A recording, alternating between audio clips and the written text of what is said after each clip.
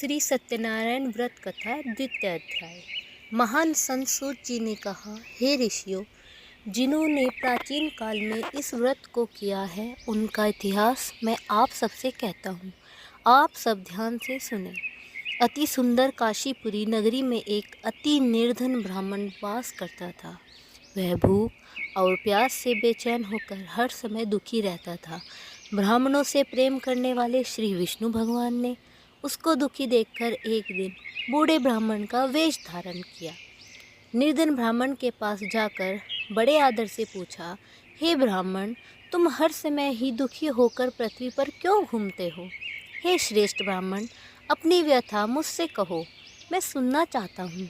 कष्टों से घिरे उस ब्राह्मण ने कहा, मैं निर्धन ब्राह्मण हूँ, भिक्षा के लिए पृथ्वी पर मारा मारा फिरता हूँ।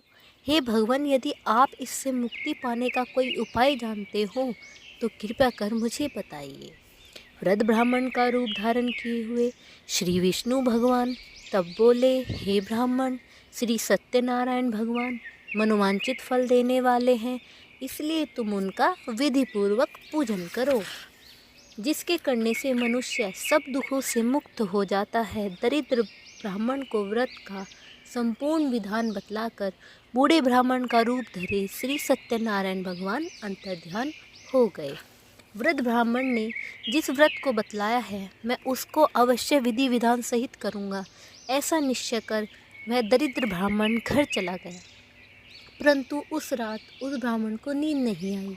अगले दिन वह जल्दी उठा और श्री सत्यनारायण भगवान का व्रत करने का निश्चय कर भिक्षा मांगने के लिए चल दिया।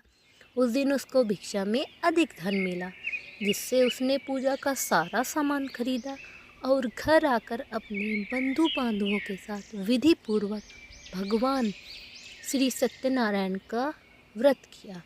इसके करने से वह गरीब ब्राह्मण सब कष्टों से छूटकर अति धनवान हो गया। उस समय वह ब्राह्मण हर मास व्रत करने लगा। सत्यनारायण भगवान के व्रत को जो शास्त्र विधि के अनुसार श्रद्धापूर्वक करेगा वह सब कष्टों से छूटकर मोक्ष प्राप्त करेगा।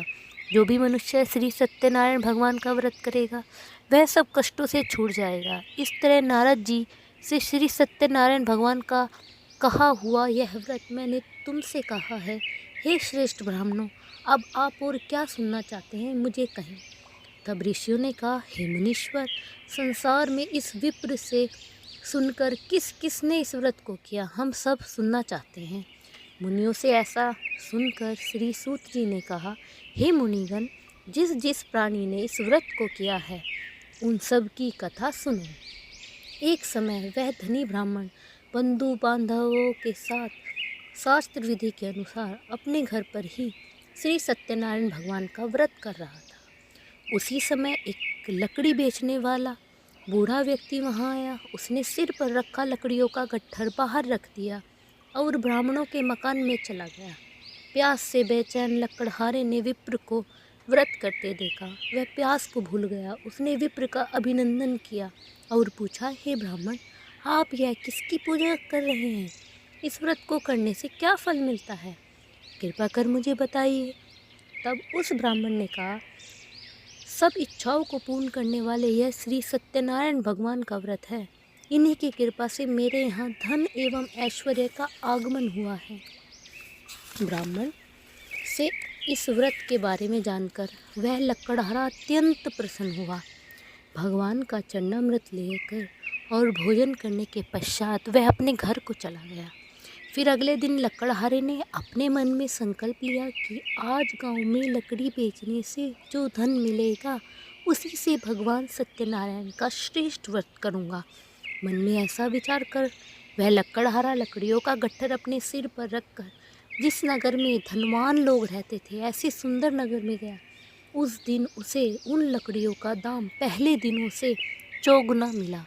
तब वह बूढ़ा लकड़हारा बहुत प्रसन्न होकर पके केले, शहद, शक्कर, घी, दही, दुग्ध और गेहूं का चूर्ण इत्यादि श्री सत्यनारायण भगवान के व्रत की सभी सामग्री लेकर अपने घर आया। फिर उसने अपने बंधु बांधवों को बुलाकर विधि विधान के अनुसार भगवान का पूजन एवं व्रत किया। उस व्रत के प्रभाव से वह बूढ़ा लकड़हारा धन धान्य से युक्त हो और संसार के समस्त सुख भोग कर वैकुंठ को चला गया। बोलो सत्यनारायण भगवान की जय।